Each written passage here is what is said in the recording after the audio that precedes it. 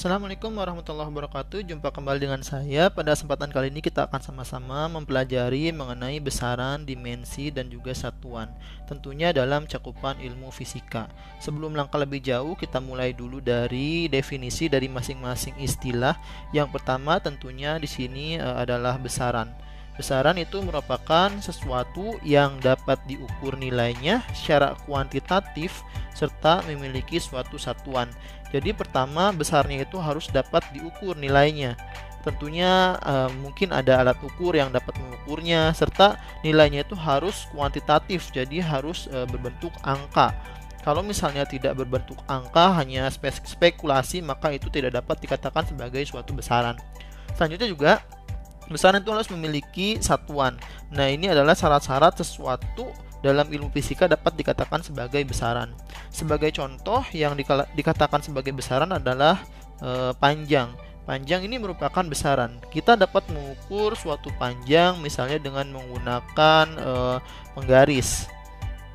Nah, dengan menggunakan penggaris kita dapat mengukur besarnya. Misalnya ketika mengukur sesuatu dengan menggunakan penggaris, panjangnya misalnya 10 cm.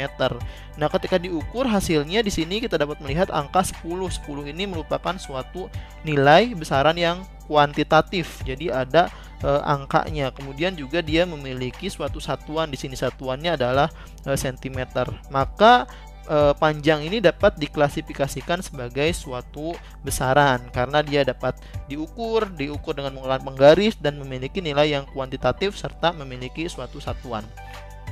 Nah, selanjutnya contoh yang lain, misalnya apabila tidak memiliki salah satu atau bahkan tidak memiliki semuanya, misalnya tidak memiliki satuan, nilainya tidak kuantitatif dan tidak bisa diukur, maka itu tidak dapat diklasifikasikan sebagai sebuah besaran dalam cakupan ilmu fisika. Sebagai contoh ini misalnya saja ya. Misalnya di sini ada yang namanya misalnya kedalaman perasaan seseorang.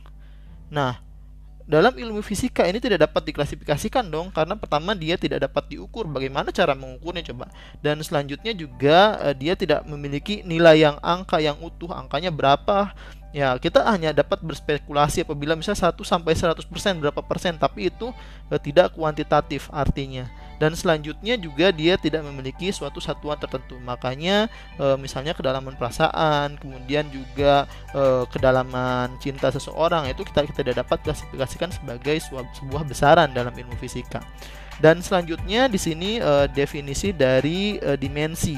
Secara definisi sederhana, dimensi itu merupakan bentuk penulisan dari besaran menggunakan satuan besaran pokok. Jadi artinya dimensi itu adalah bagaimana cara menulis suatu besaran yang telah disepakati oleh para ilmuwan fisika tentunya. Ya, sebagai contoh, untuk menulis panjang secara dimensinya telah disepakati bahwa panjang itu secara dimensi ditulis dengan menggunakan huruf L besar. Kemudian contoh yang lainnya adalah waktu ditulis dengan T besar dan lain sebagainya. Tentunya ini telah disepakati oleh ilmuwan fisika di masa yang telah berlalu.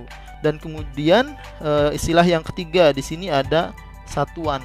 Satuan itu kata kuncinya adalah dia merupakan pembanding dalam pengukuran. Jadi dengan adanya satuan kita dapat membayangkan seberapa bandingannya hal tersebut dengan ukuran yang lain. Sebagai contoh misalnya satuan dari panjang. Panjang itu kan satuannya kalau secara standar internasional adalah meter. Tetapi ada satuan yang lain misalnya kilometer ataupun sentimeter.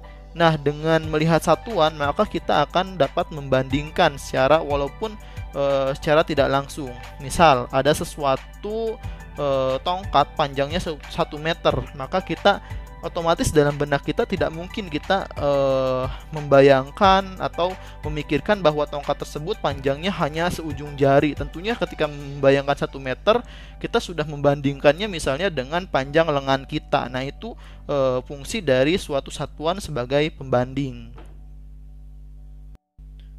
Baik, selanjutnya adalah klasifikasi dari besaran. Besaran itu sendiri tadi kan sudah dikatakan bahwa besaran adalah sesuatu yang bisa diukur, memiliki nilai yang kuantitatif serta memiliki satuan.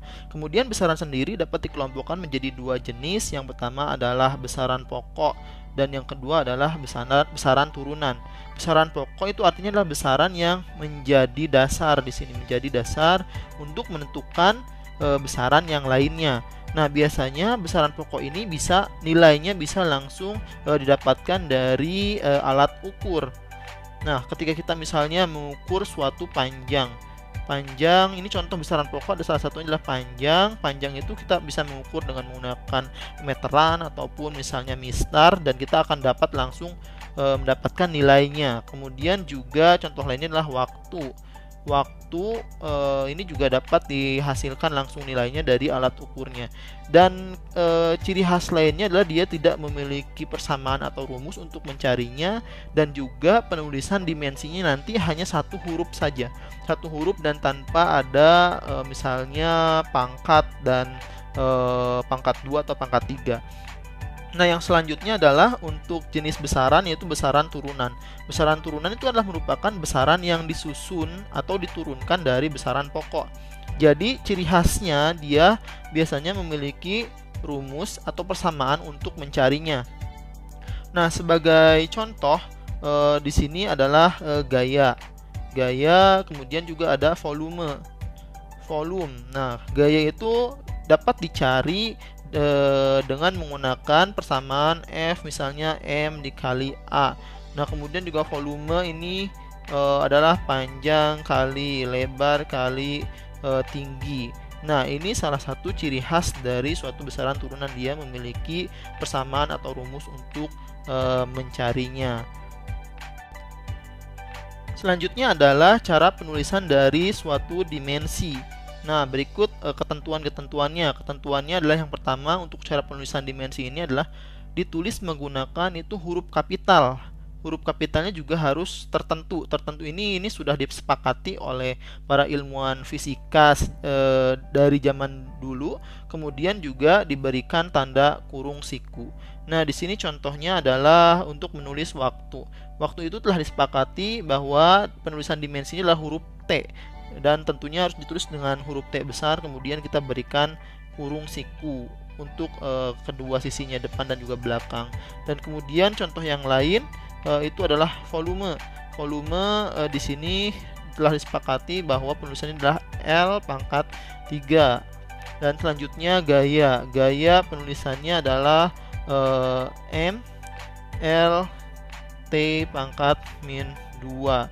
Nah, ini beberapa contoh dari penulisan suatu dimensi. Jadi intinya adalah pertama, hurufnya adalah huruf kapital, kedua dia menggunakan kurung siku. Download file PDF dari materi kali ini melalui link yang berada pada kolom deskripsi. Terima kasih, semoga bermanfaat. Simak juga video kelanjutan dari materi ini di sini, dan juga video terbaru dari channel saya di sini.